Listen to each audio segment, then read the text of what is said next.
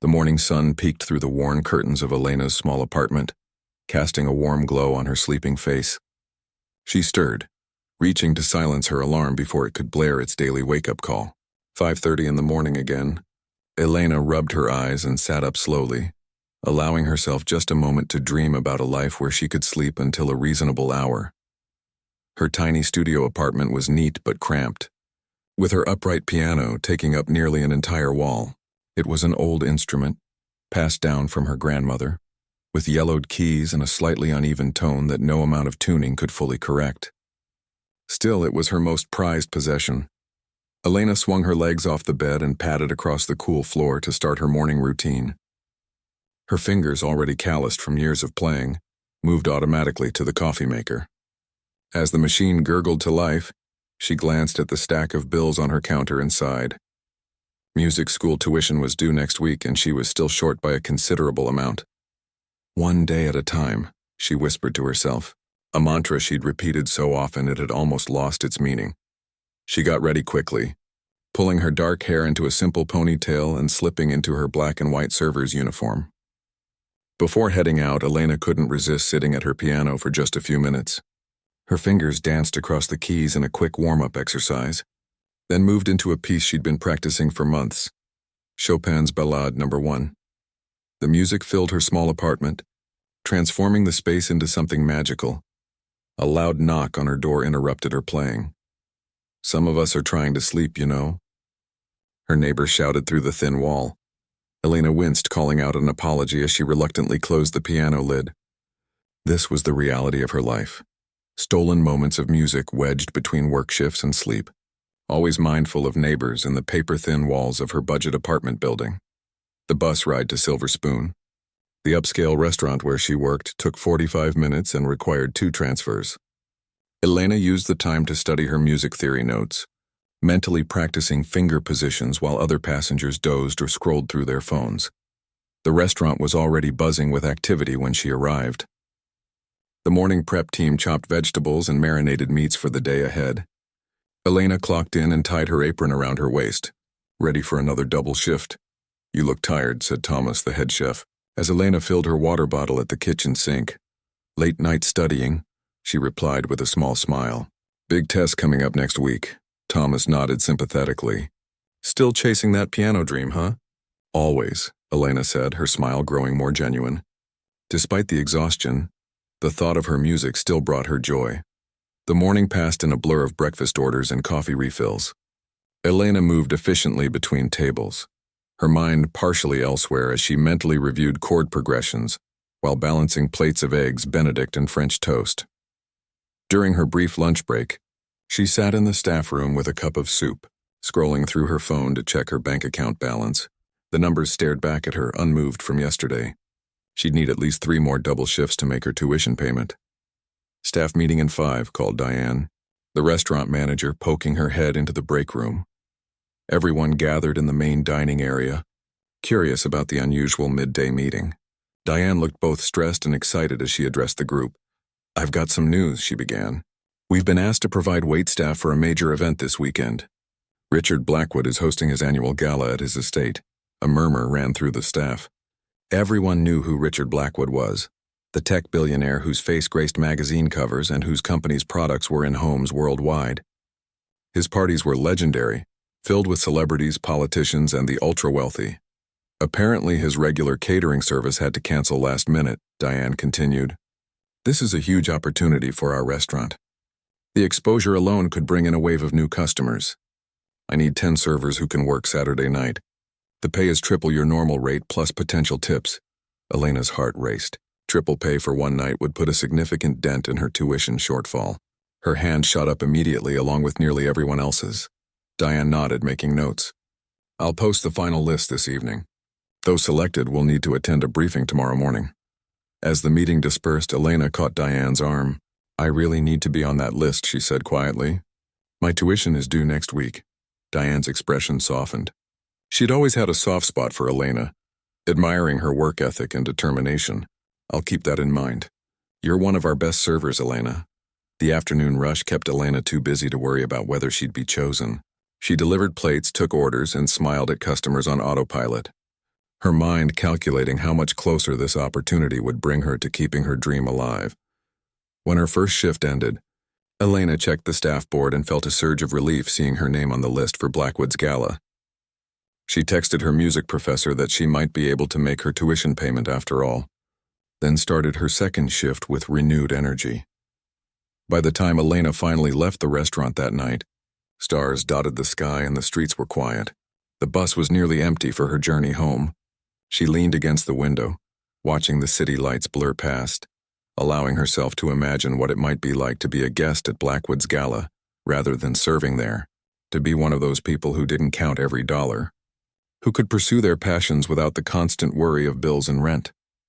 The next morning, Elena and the other selected servers gathered for Diane's briefing. They stood in the not-yet-open restaurant, listening intently as she outlined what would be expected. "This is the biggest opportunity our restaurant has ever had," Diane emphasized. "Mr. Blackwood's guests include CEOs, celebrities, and influencers.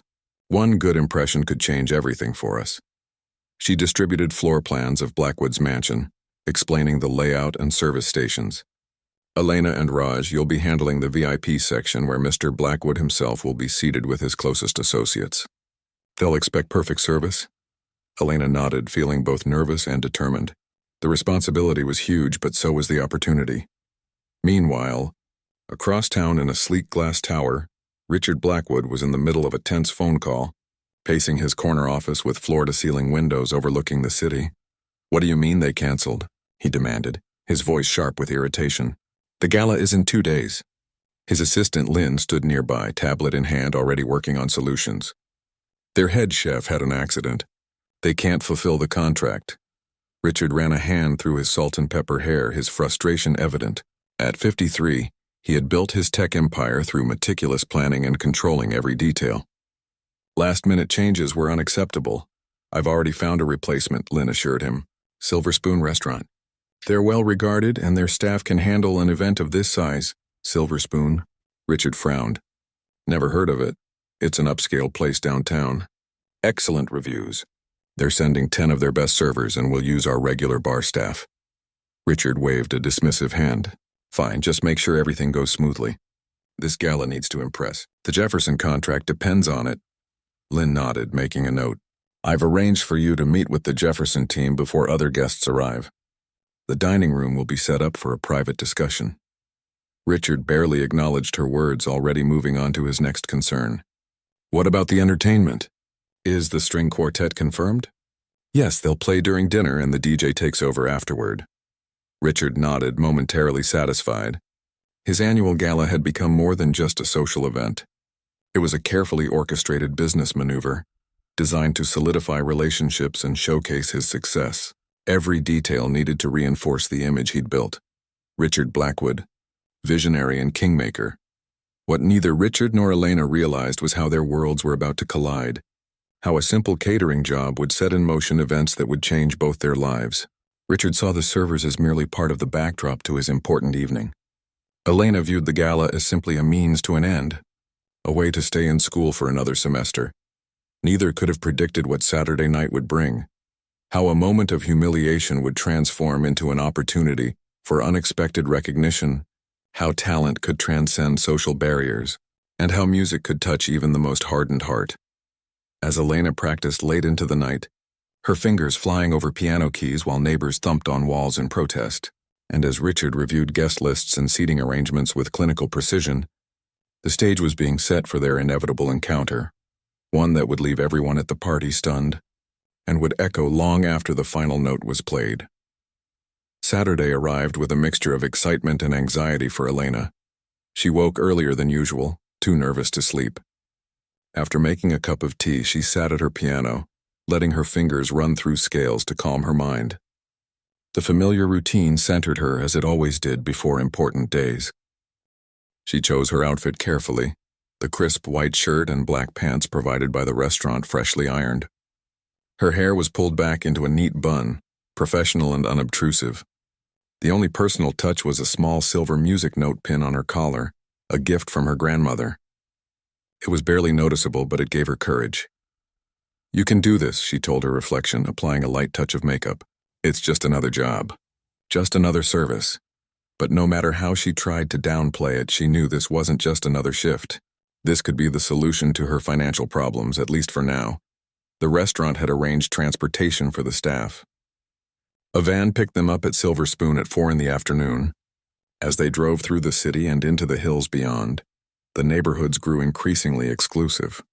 Houses became mansions separated by sprawling grounds and high gates. Raj, seated beside Elena in the van, let out a low whistle. Look at these places. Can you imagine living like that? Elena shook her head. Honestly, no. I can't even imagine what it would be like not to worry about next month's rent.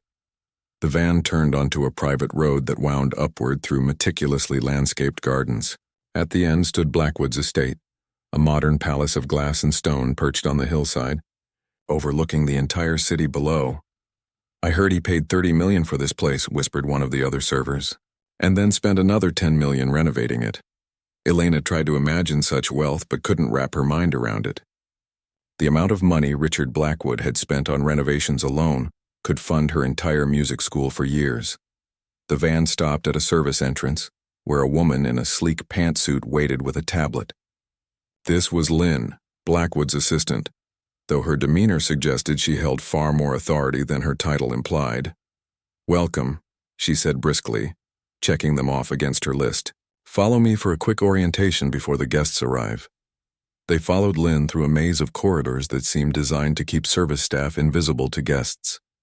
The kitchen was a gleaming expanse of stainless steel and state-of-the-art equipment, where an army of chefs was already preparing the evening's menu. Lynn led them to a staff room where uniforms awaited, not their Silver Spoon attire, but custom-tailored black and white ensembles with subtle gold accents. "Mr. Blackwood has a certain aesthetic he prefers for all events," Lynn explained. "Please change quickly. We'll meet in the main ballroom in 15 minutes for final instructions." The uniforms fit perfectly, adding to the surreal feeling of the evening. Elena helped Raj straighten his bow tie, and he returned the favor by securing a loose strand of her hair. "Nervous?" he asked quietly. "A little," she admitted. "You?" "Terrified," he said with a laugh. "But excited, too. The tips alone could be incredible." The staff room door opened, and Lynn appeared again. "Time to see where you'll be working." They followed her down a hallway and through a discreet door that opened into a space so grand it momentarily took Elena's breath away. The ballroom was enormous, with soaring ceilings and walls of glass that showcased the spectacular view of the city below.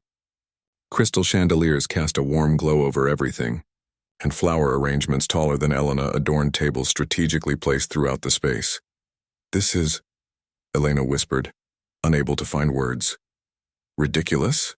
Raj supplied with a grin. Lynn cleared her throat, commanding their attention. "Mr. Blackwood will be hosting 200 guests tonight. Each of you has been assigned a specific area." She consulted her tablet. "Elena and Raj, you'll handle the VIP section here." She indicated an elevated area with a prime view. "Mr. Blackwood and his closest associates will be seated there. Absolute perfection is expected." She went on to detail the evening's schedule: cocktails and canapes from 6 to 7:30, followed by a seated dinner, speeches, and then dancing and networking until the early hours. "One more thing," Lynn added, her voice taking on an edge. "Mr. Blackwood values discretion above all else. What you see and hear tonight stays within these walls. Anyone found sharing stories or taking photos will face serious consequences." The message was clear. They were there to be invisible, to serve without being noticed, to facilitate an evening where the wealthy and powerful could speak freely. As Lynn finished her instructions, a door at the far end of the ballroom opened. Richard Blackwood himself strode in, accompanied by 2 men in expensive suits. Even from a distance, his presence commanded attention. Tall and fit for his age, with that distinctive salt and pepper hair perfectly styled, he moved with the confidence of a man accustomed to control. The servers instinctively straightened their postures as he approached. Lynn stepped forward. "Mr. Blackwood, the service staff is ready for this evening." Richard barely glanced at them, his attention on his phone. "They understand the importance of this event?" "Yes, sir. Everything has been explained." He nodded distractedly. "Good. I need to check the sound system before people arrive." He walked away without another word, his associates trailing behind him. Lynn dismissed them to their stations, and the evening began. Guests started arriving precisely at 6, stepping from luxury cars into the carefully orchestrated atmosphere Richard had created. Women in designer gowns worth more than Elena's yearly rent sparkled with jewels under the chandeliers. Men in tailored suits networked with practiced ease, their laughter never quite reaching their eyes. Elena and Raj worked seamlessly, circulating with trays of champagne and delicate hors d'oeuvres. They had developed a rhythm over months of working together at Silver Spoon, anticipating each other's movements in the crowded space. "Look at that woman's necklace," Raj murmured as they met briefly at the service station. "Those diamonds are bigger than my apartment." Elena smiled but kept her focus on her work. She'd already spotted several famous faces. A movie star known for indie dramas, the founder of a social media platform, a controversial politician. It was surreal to be moving among people she'd only ever seen on screens. At 7:15, Richard Blackwood made his official entrance, and the crowd parted for him like the sea. He moved through the space with practiced charm, shaking hands and offering perfect smiles that didn't quite warm his eyes. A string quartet played softly in the corner, their classical melodies almost lost beneath the hum of conversation. "That's our cue," Raj whispered to Elena. "VIP section is filling up." They moved to their assigned area, where Richard was now seating himself with 7 others, a mix of tech executives and what appeared to be potential investors. Elena recognized one man from financial news programs, the CEO of a bank that had recently weathered a scandal. "Champagne?" she offered, approaching the table with practiced grace. Richard nodded without looking at her, deep in conversation about market projections and fourth-quarter earnings. Elena served each guest carefully, trying to be efficient without rushing. These people expected perfection. As the evening progressed and dinner was served, Elena noticed changes in the VIP table's dynamic. The wine flowed freely, and with each glass, Richard Blackwood's manner shifted. His laughter grew louder, his gestures more expansive.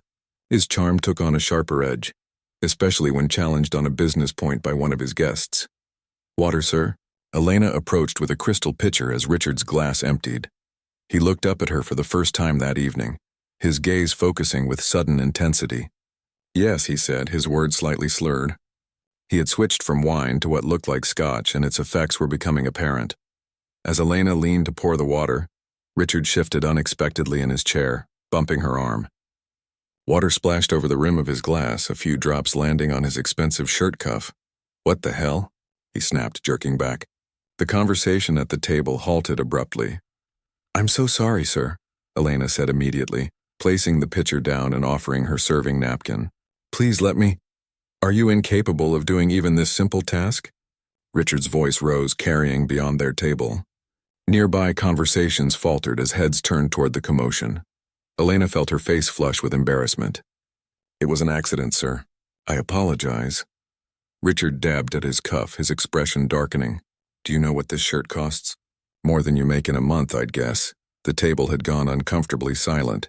One woman looked away, seemingly embarrassed by Richard's behavior, but no one intervened. "Of course." "I'm very sorry," Elena said again, maintaining her composure despite the humiliation burning through her.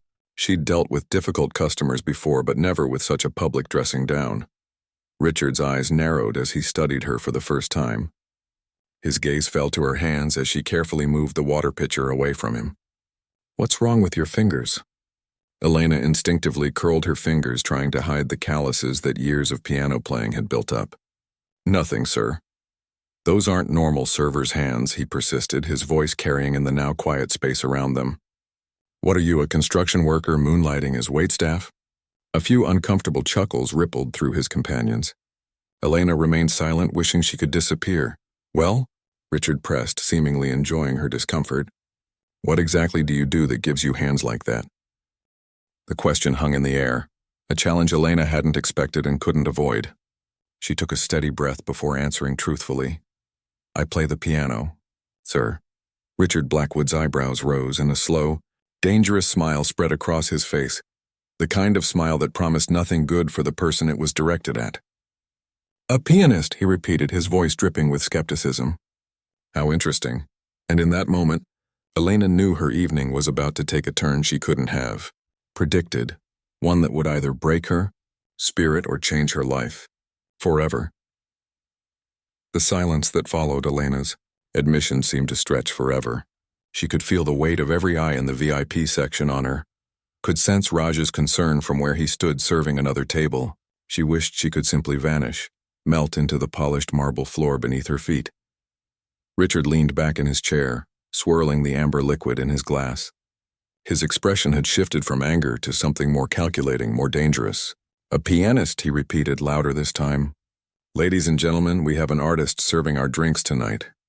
A few uncomfortable chuckles rippled through the group. One woman, older than the rest with kind eyes, gave Elena a sympathetic glance. "Where do you play?" Richard asked, his tone making it clear he expected the answer to be nowhere of consequence. Elena straightened her shoulders slightly. "I'm a student at the City Music Conservatory," she answered, her voice steady despite her racing heart. "I work here to pay for my tuition." Something flickered across Richard's face, surprise perhaps that she actually had credentials. But it was quickly replaced by that same mocking smile. "The conservatory? Impressive." His tone suggested the opposite. "And what exactly do they teach you there? How to pour water without spilling it?" More laughter, more force this time. Elena noticed one of the men at the table checking his watch, clearly uncomfortable with the direction the conversation had taken. "Mr. Blackwood." Lynn appeared at his shoulder, her voice low. "The Jefferson contract representatives would like a word before the speeches begin." Richard waved her away without taking his eyes off Elena. "In a moment, Lynn. I'm having an interesting cultural exchange with our server here." He raised his voice again, addressing nearby tables. "Our waitress claims to be a concert pianist." People turned to look, conversations pausing. Elena felt her cheeks burning but kept her expression neutral, professional. This wasn't the first difficult customer she'd dealt with, though it was certainly the most powerful one. "Tell me," Richard continued, "what's your specialty? Bach, Beethoven, or just the simple tunes they teach beginners?" Elena took a steady breath. "I focus primarily on romantic and early 20th century compositions. Chopin, Liszt, Debussy, Rachmaninoff." Richard's eyebrows raised at the names. For a brief moment, genuine surprise registered on his face before he masked it with another sardonic smile. "Ambitious choices for a waitress." "Music doesn't care what your day job is," Elena replied quietly, immediately regretting the words. She should have remained silent, should have just absorbed his mockery until he grew bored and moved on. Richard's eyes narrowed, but there was a new spark in them, interest, maybe even respect, though it was quickly buried under his need to maintain control of the situation. He glanced across the ballroom to where the string quartet was taking a break, the grand piano sitting momentarily unused. "You know," he said, his voice carrying even further now, "I've always believed in giving talented people a platform." The words were generous, but his tone suggested something else entirely. "Perhaps you'd like to share your gift with us tonight." Elena's stomach dropped. "That's very kind, sir, but I'm here to work." "Nonsense." Richard stood suddenly, his chair scraping back. He raised his glass, drawing attention from throughout the ballroom. "Ladies and gentlemen, I've just made an exciting discovery. One of our servers tonight is apparently a piano prodigy from the City Music Conservatory." The crowd turned toward them, curious faces focusing on Elena. She felt trapped in a spotlight, her heart hammering against her ribs. "I believe we should give her an opportunity to showcase her talent," Richard continued, gesturing grandly toward the piano. "After all, isn't that what we successful people do? Create opportunities?" There was scattered applause, though many guests looked confused or uncomfortable. Elena could see Diane, her restaurant manager, watching with concern from near the kitchen entrance. This wasn't part of their contract, wasn't what any of them had signed up for. "I really should continue with my duties," Elena tried again, her voice nearly lost in the murmuring crowd. Richard leaned closer, his voice dropping so only she could hear. "Your duty is to do as I ask. That's what you're being paid for, isn't it?" Then louder again, "Unless, of course, you were exaggerating your abilities. That would be understandable. Many people claim talents they don't actually possess. It was a perfect trap. Refuse and be labeled a liar, or accept and risk humiliation if she couldn't meet his standards." Elena looked around the room, seeking any escape, but found only curious stares and Richard's challenging gaze. Lynn appeared at Richard's side again, her expression tense. Mr. Blackwood, perhaps this isn't the best. I know exactly what I'm doing. Lynn, he cut her off, never taking his eyes off Elena. Then he seemed to have a new thought, his face brightening with what appeared to be generosity but felt like malice. In fact, let's make this interesting. If you can truly play at the level you claim, I'll donate $10,000 to your school. A murmur ran through the crowd. $10,000 was a massive amount to Elena, whose bank account currently held less than $100. To Richard, it was pocket change, a small price to pay for an evening's entertainment, especially if that entertainment involved watching someone fail. What do you say? Richard pressed. A simple performance in exchange for helping your school. Unless you're not as confident in your abilities as you claim to be. Elena felt the walls closing in. There was no graceful way out of this situation. If she refused, she'd be labeled a fraud. If she accepted and played poorly due to nerves or the pressure of the moment, she'd confirm his low opinion of her. And yet, the thought of that donation. The music department had been facing budget cuts all year. $10,000 could fund several scholarships, could help students just like her. She looked toward Raj, who gave her a subtle nod of encouragement. Then to Diane, who looked worried but resigned to whatever decision Elena made. What piece would you like me to play? Elena asked finally, her voice surprisingly steady. Richard's smile widened, victorious. Surprise us. Show us what they're teaching at that conservatory of yours. He gestured toward the piano, and the crowd parted to create a path. Elena moved forward, feeling as though she were walking through a dream, or perhaps a nightmare. The whispers followed her, curious and judgmental in equal measure. Is this appropriate? Who does Blackwood think he is? This should be interesting. Poor girl, she looks terrified. The grand piano awaited her, its polished black surface gleaming under the chandeliers. It was a Steinway concert grand, probably worth more than she would earn in a decade. Under different circumstances, she would have been thrilled at the chance to play such an instrument. The string quartet members stepped aside, looking confused but intrigued. One violinist whispered, "Good luck," as Elena passed. She reached the piano bench and paused, taking a deep breath. The entire room had fallen silent, 200 pairs of eyes fixed on her. She could feel Richard watching, expecting her to fail, waiting for the entertainment of her humiliation. Elena sat down, adjusting the bench slightly. Her server's uniform felt suddenly constricting, the collar too tight against her throat. She placed her hands on the keys, feeling their cool, smooth surface beneath her fingertips. The familiarity of it centered her as it always did. What should she play? Her mind raced through her repertoire. Something to match the grandeur of the room? Something technically impressive to silence the doubters? Or something beautiful? Something that spoke to her own truth? She glanced back at Richard, who had taken a position at the front of the crowd, arms crossed, that smug smile still playing on his lips. He raised his eyebrows in challenge.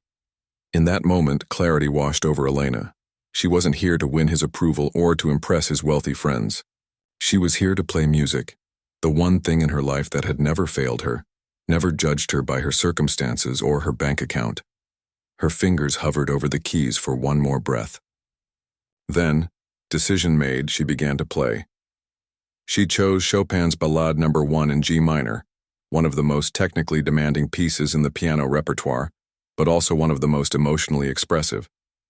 A piece that began with a simple, questioning melody, before building to storms of intricate passagework and crashing chords. The first notes rang out, soft and tentative like a quiet question spoken into the silence of the ballroom. She had played this piece hundreds of times in her tiny apartment, had worked through each difficult passage until her fingers ached. But never on an instrument like this, never before an audience like this. For the first few measures, her hands trembled slightly, the weight of the moment threatening to overwhelm her. But then, as always happened when she played, the music itself took over. The world around her, Richard, the party, the humiliation, all of it faded away. There was only Chopin's genius flowing through her fingers, only the story the music was telling. The piece built in intensity, and Elena moved with it, her body swaying slightly as her hands flew across the keyboard. The rich bass notes resonated through the room. The delicate high melodies soared above them, and the middle voices wove complex harmonies between. Every dynamic shift, every rubato, every acceleration and hesitation, All were executed with the precision and feeling of someone who had lived inside this music for years. She forgot that she was playing to save her dignity. Forgot the $10,000 challenge. Forgot everything except the conversation her hands were having with the piano, with Chopin's spirit, with her own heart. As she approached the piece's thunderous conclusion, Elena was no longer a waitress performing for skeptical wealthy people. She was simply a musician, doing what she had been born to do. The final chords crashed through the ballroom like waves against a cliff, powerful and inevitable, and then silence. Elena's hands lifted from the keys, hovering for a moment before coming to rest in her lap. The spell-broken reality rushed back. She was still in Richard Blackwood's mansion, still wearing a server's uniform, still painfully aware of her precarious financial situation. She turned slowly on the bench to face the crowd, bracing herself for whatever reaction awaited her. What she saw made her breath catch in her throat. For a heartbeat, the ballroom remained frozen in perfect silence. Elena's final notes seemed to hang in the air, invisible but somehow still present, like the afterglow of a brilliant light. Then, as one, the room erupted. Applause broke out from every corner, starting with the string quartet musicians who knew exactly what they had just witnessed. Their faces showed genuine awe as they clapped with enthusiasm. The sound spread like wildfire through the crowd, growing from polite appreciation to thunderous acclaim. Elena blinked, momentarily stunned by the response. She had been so lost in the music that she'd forgotten where she was, forgotten the circumstances that had brought her to this piano bench. Now, faced with the reaction of Richard's guests, she didn't know how to respond. Several people rose to their feet, and like a wave, others followed. Soon the entire ballroom was giving her a standing ovation. Elena could see tears on a few faces, particularly among those who understood classical music well enough to recognize the difficulty of what she had just accomplished. Her eyes found Raj, who was beaming with pride, clapping as hard as anyone. Diane stood near him, her mouth slightly open in astonishment. She had known Elena played piano but had never heard her perform. Only then did Elena allow herself to look at Richard Blackwood. He stood perfectly still amid the applauding crowd, his expression unreadable. The smug smile that had accompanied his challenge was gone, replaced by something Elena couldn't quite identify. Surprise, certainly, confusion perhaps, and something else. A reluctant recognition that he had severely misjudged her. Lynn leaned toward him, whispering something in his ear. He nodded mechanically, still staring at Elena as if seeing her for the first time. Uncertain what to do next, Elena stood and gave a small, awkward bow. This only intensified the applause. She felt her cheeks flush, but this time from a very different kind of embarrassment, the unfamiliar warmth of public recognition. Brava. Brava, called a silver-haired woman from near the front. Elena recognized her as a longtime patron of the symphony, someone whose name appeared regularly on donor lists at the conservatory. Encore, someone else shouted, and the call was taken up by others. Elena hesitated, looking around for guidance. This wasn't what she had expected. She'd anticipated polite applause at best, dismissal and further humiliation at worst. Not this overwhelming reception, not calls for more. A man stepped forward from the crowd, tall, distinguished, with wire-rimmed glasses and an air of quiet authority. He approached Elena with purpose, extending his hand. "That was extraordinary," he said, his voice carrying a slight accent. "Truly exceptional playing. I am Victor Rostov." Elena shook his hand automatically, the name registering a moment later. Victor Rostov, the renowned conductor of the National Symphony Orchestra, whose recordings she had studied, whose interpretations she had admired from afar. "Thank you," she managed, her voice barely audible over the continuing applause. "Where did you study before the conservatory?" he asked, his eyes sharp with interest. "Nowhere," Elena admitted. "I had a private teacher for a few years when I was younger, but mostly I'm self-taught. The conservatory is my first formal training." Victor's eyebrows rose. "Self-taught? And you play Chopin's ballad with such maturity?" He shook his head in disbelief. "We must speak later, please." He pressed a business card into her palm before stepping back. The crowd was beginning to settle, the initial shock of her performance giving way to excited chatter. Elena could hear fragments of conversation around her, Never heard it played quite like that. Where did Blackwood find her? Thought it was supposed to be a joke. Richard himself finally moved, approaching the piano with measured steps. The room quieted again, everyone curious to see his reaction. His challenge had backfired spectacularly. Would he acknowledge it? Or find some way to reassert control? He stopped a few feet from Elena, studying her with new eyes. When he spoke, his voice was controlled, but Elena could detect a slight strain in it. "It seems I owe you an apology, Miss Martinez," she supplied. "Elena Martinez. Miss Martinez." He nodded, the name now committed to memory. "It appears I underestimated your talents considerably." The room was silent, watching this unexpected interaction between the powerful tech mogul and the waitress he had tried to humiliate. "Thank you for recognizing that," Elena said simply. Richard cleared his throat. "I believe I also owe your school a donation." He turned to Lynn, who had materialized at his side as always. "Make it 20,000, not 10, and ensure it goes specifically to the piano department." A murmur of approval rippled through the crowd. Richard was playing to them now, transforming his failed attempt at humiliation into a moment of generosity. Ever the businessman, he was finding a way to salvage the situation. "That's very generous," Elena said, genuine gratitude in her voice despite everything. She knew how much that money would mean to her department, how many students it could help. Richard nodded, his public persona firmly back in place. "Music has always been important to me," he claimed, though Elena suspected this was news to everyone who knew him. "Now I believe we've interrupted your work long enough, unless—" He paused, seeming to consider something. "Unless you'd prefer to join us as a guest for the remainder of the evening." The offer surprised her. Was it genuine kindness, an attempt to make amends, or just another performance for his watching audience? Before Elena could respond, Victor Rostov stepped forward again. "If I may, Richard, I would very much like Ms. Martinez to join my table. We have much to discuss about her future."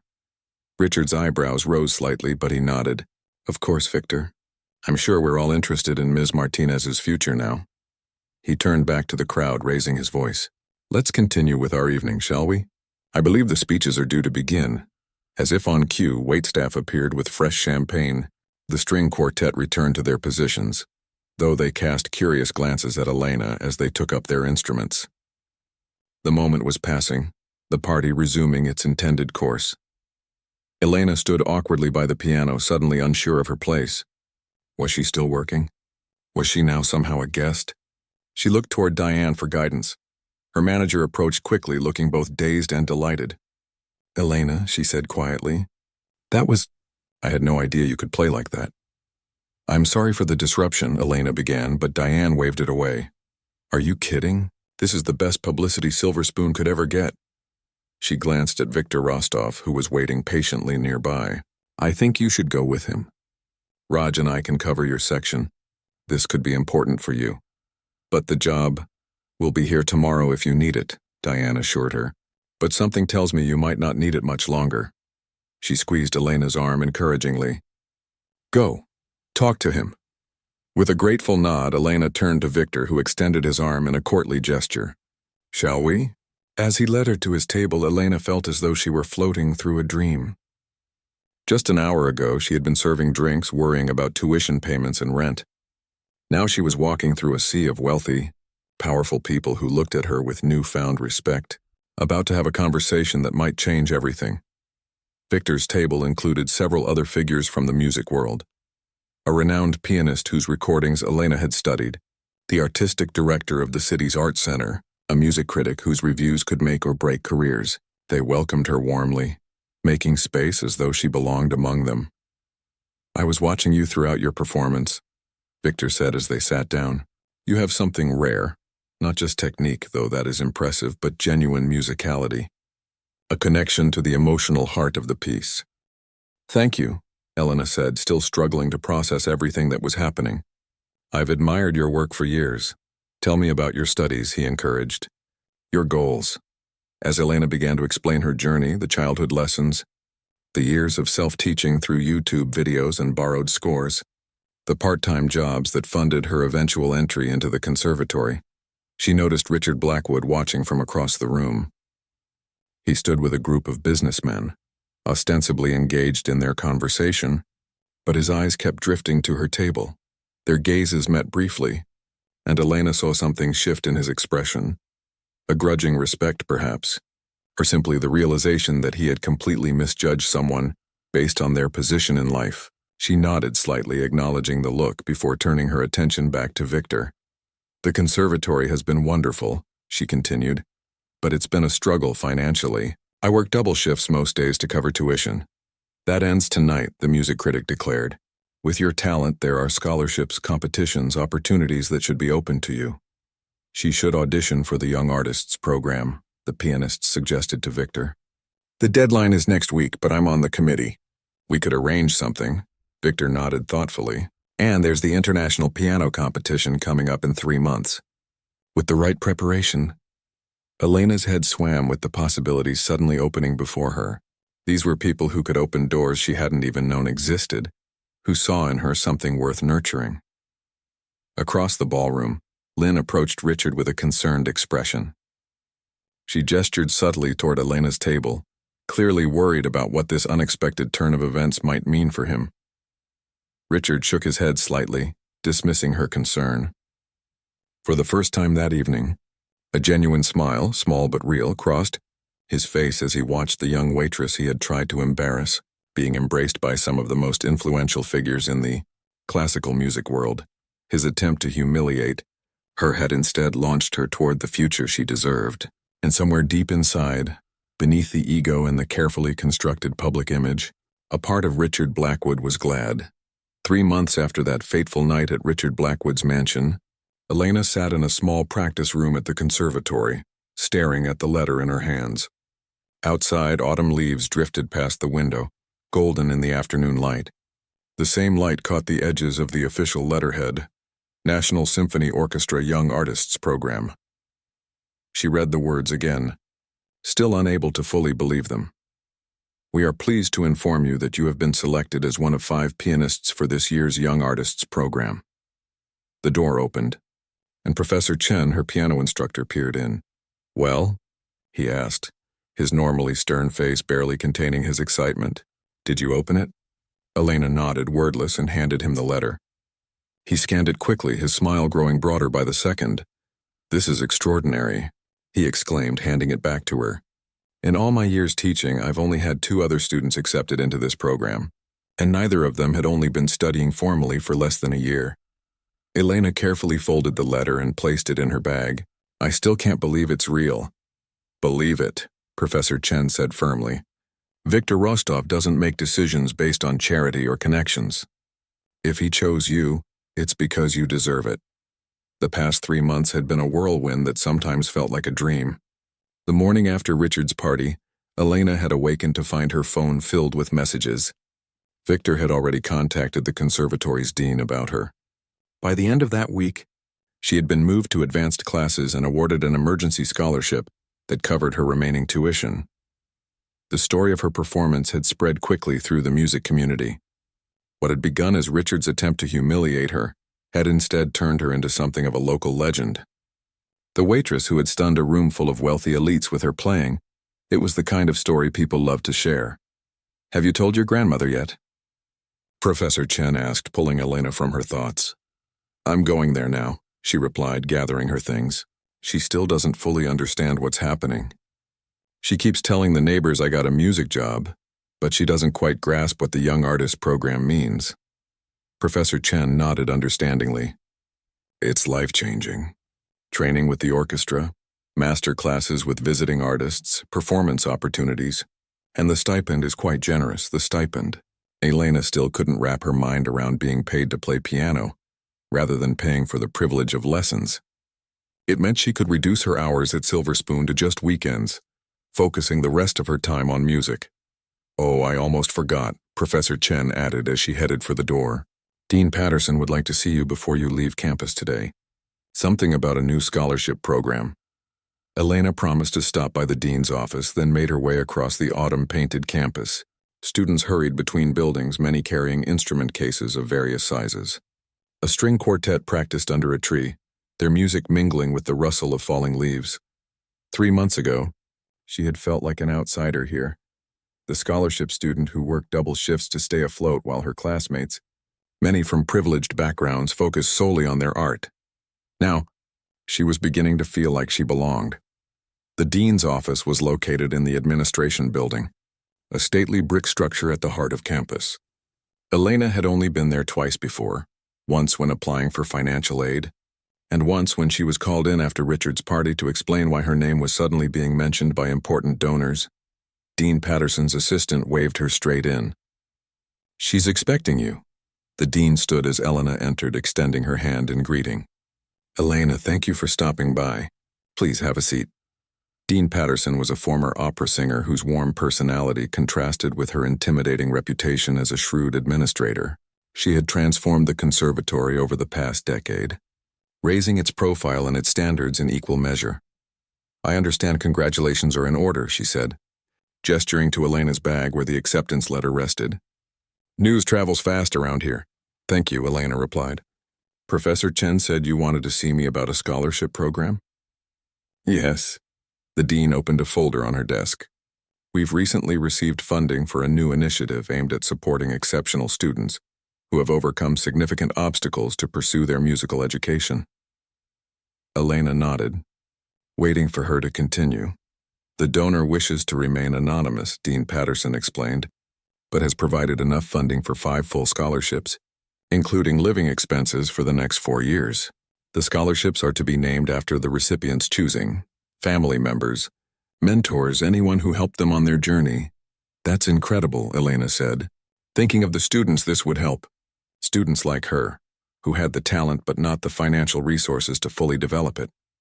The donor has specifically requested that you be the first recipient," the dean continued, watching Elena's face carefully. Elena blinked in surprise. "Me? But I already have the emergency scholarship, and now the young artist stipend.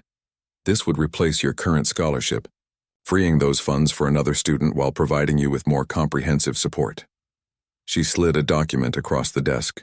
"It includes a housing allowance that would allow you to live closer to campus, money for scores and books, and a fund for competition travel expenses." Elena stared at the paper, trying to process what this meant. No more tiny apartment with paper-thin walls. No more choosing between new music books and groceries. No more missed competition opportunities because she couldn't afford the travel. "Who?" she began, then stopped herself. The donor wished to remain anonymous after all. Dean Patterson smiled slightly.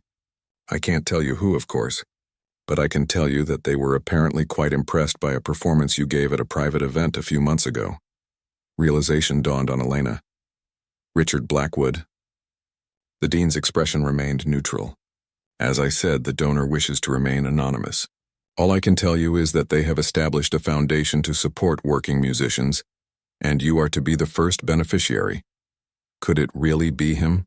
The man who had tried to humiliate her in front of his wealthy friends was now anonymously funding her education? It seemed impossible, and yet, "Take some time to think about it," Dean Patterson suggested, seeing Elena's confusion. "And consider what you might name your scholarship." The donor was quite insistent about that part. Elena nodded, gathering the paperwork. As she left the building, her mind raced with possibilities. If Richard was indeed the anonymous donor, what had changed? Was it guilt? A genuine recognition of her talent? Or just another way for a wealthy man to feel good about himself? She decided it didn't really matter. What mattered was that other students like her would have opportunities they might otherwise have missed. If accepting this scholarship helped make that happen, her pride could take a back seat. The bus ride to her grandmother's small house in the suburbs gave her time to think. By the time she arrived, Elena had made her decision. Her grandmother was waiting at the door as always, her face lighting up at the sight of her granddaughter. At 78, she moved,